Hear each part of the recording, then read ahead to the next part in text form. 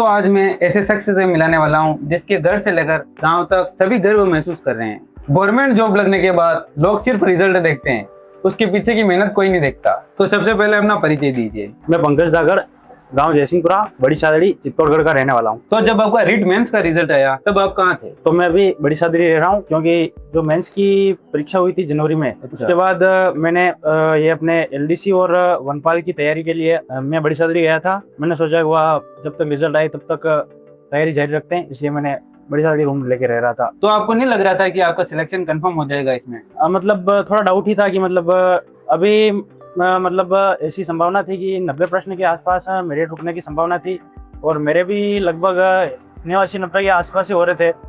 तो मैंने कहा कि वह अभी घर पे कर तो कुछ रहे नहीं है, तो तैयारी जारी रखते हैं। सीईटी में हो रखा था, तो वनपाल और एलडीसी की भर्ती अभी होने वाली है, तो वह उसकी तैयारी कर रहा था बड़ी सादड़ी। और जब रिजल्ट आया तो शाम को खाना बना के खा के बैठे थे, इंतज़ार था, आया रिजल्ट और सिलेक्शन हो गया। गवर्नमेंट जॉब का सपना कब से था आपका? गवर्नमेंट जॉब का तो यूँ था कि मैं जिस गांव से आता हूँ जयसिंहपुरा, वो चित्तौड़गढ़ में सबसे अधिक गवर्नमेंट जॉब वाला गांव है। गवर्नमेंट जॉब में भी सबसे ज़्यादा टीचर हैं, तो वहीं से प्रेरणा मिली। गांव के अधिकतर युवा 12वीं के बाद बीएसटीसी करते हैं, तो पापा ने भी बोला बीएसटीसी करने की, तो बीएसटीसी कर ली। उसके बाद मैं उदयपुर चला गया। उदयपुर जाके ऑफलाइन कोचिंग की। प्रिपरेशन शुरू करते वक्त सबसे बड़ी प्रॉब्लम क्या रही थी आपकी? जब मैं उदयपुर गया तो उस वक्त मतलब इतना पता नहीं था कि मतलब फर्स्ट अटेम्प्ट था, तो मतलब सिलेबस क्या रहेगा और किस प्रकार के क्वेश्चन आते हैं एग्जाम में।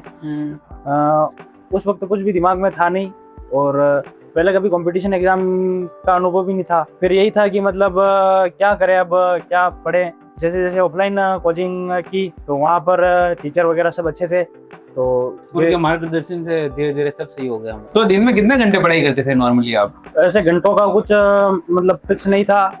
लगभग सुबह उठ जाता था जल्दी, थोड़ी बहुत मतलब वर्कआउट वगैरह का शौक था, तो वह सुबह मतलब हैबिट थी जल्दी उठ के वह थोड़ा बहुत वर्कआउट करके। साथ में 2-3 दोस्त और थे, तो खाना वाना बना के फिर लाइब्रेरी चला जाता था। बाकी शुरू में तो ऑफलाइन कोचिंग चलती थी, तो कोचिंग जाता था। कोचिंग के बाद वापस आके खाना खा के और लाइब्रेरी चला जाता था, तो रात को 12 बजे तक लगभग वापस आता था। और जब कोचिंग खत्म हुई तब सेल्फ स्टडी शुरू कर दी थी। सेल्फ स्टडी के लिए भी मतलब यही था कि खाना खाने सोने के अलावा पढ़ाई ही करनी थी कुल मिला के। तो यही था कि बस रूम पे तो केवल सोने के लिए और खाने के लिए आते थे, बाकी लाइब्रेरी में नींद आई तो भी वहीं पे, और पढ़ना जो भी वहीं पे। कुल मिला के बैठना ही वहीं है, लगभग 10-12 घंटे लाइब्रेरी में बैठना है, उसमें से 8 घंटे पढ़ाई हो जाती थी लगभग रोज। कभी ऐसा लगा आपको कि अब यार नहीं होगा? नहीं, ऐसा तो कभी लगा नहीं कि नहीं होगा, क्योंकि पढ़ाई लगातार कर ही रहे थे।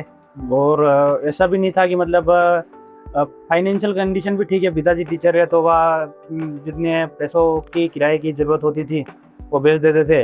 तो कभी ऐसा मतलब संघर्ष जैसा मतलब ऐसा था, संघर्ष तो था पर उतना मतलब पैसों का संघर्ष नहीं था कि मतलब कहाँ खर्च करे क्या करे, मतलब ऐसा कुछ।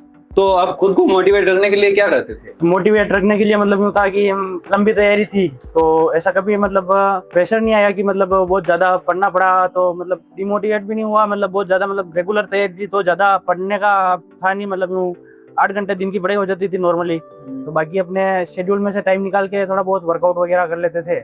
तो सुबह मतलब यूँ है कि वर्कआउट करने से पूरा दिन ऊर्जावान रहता है। तो जो स्टूडेंट अभी पढ़ाई कर रहे हैं उनके लिए आप क्या कहना चाहते हो? स्टूडेंट के लिए ही कहना चाहता हूँ कि मतलब 12वीं के बाद आप पढ़ाई नहीं छोड़े, लगातार अपने 12वीं हो के बाद घर तो आपको छोड़ना ही पड़ेगा, घर छोड़ के बाहर निकल जाएं। हो सके तो ऑफलाइन कोचिंग करें। ऑफलाइन कोचिंग करने से आपको आइडिया हो जाएगा कि क्या पढ़ना है क्या छोड़ना है, किस तरह के सवाल आते हैं। टेस्ट सीरीज ज्वाइन करें। टेस्ट सीरीज ज्वाइन करना अच्छा रहता है, क्योंकि उससे मतलब अपने पेपर का अभ्यास हो जाता है। ऑफलाइन कोचिंग करने के बाद अपन को सेल्फ स्टडी करनी ही है, तो सेल्फ स्टडी में अपने कोचिंग के नोट्स तो वो यूँ है कि 50% ही काम आते हैं, उसके अलावा 50% अपनी सेल्फ स्टडी है। तो जो सब्जेक्ट आपकी वीक है उसके लिए आप बुक्स वगैरह ले सकते हैं, जो या तो अभी स्कूल वगैरह में NCERT CBSE की बुक्स चल रही है वो पढ़े। आपका तो एक ही बार में सिलेक्शन पक्का हो गया, पर उन युवाओं के बारे में आप क्या कहना चाहते हो? कभी आधे नंबर से रह जाते हैं, कभी 1 नंबर से रह जाते हैं, पेपर लीक हो जाता है, उनके बारे में आपकी क्या राय है? ये ऐसा है कि 12वीं के बाद अगर आपकी लगातार तैयारी है और मतलब अगर आपको लगता है कि आपका हो जाएगा तो मतलब हो ही जाएगा, तो ऐसे डिमोटिवेट नहीं होना है कि नहीं होगा।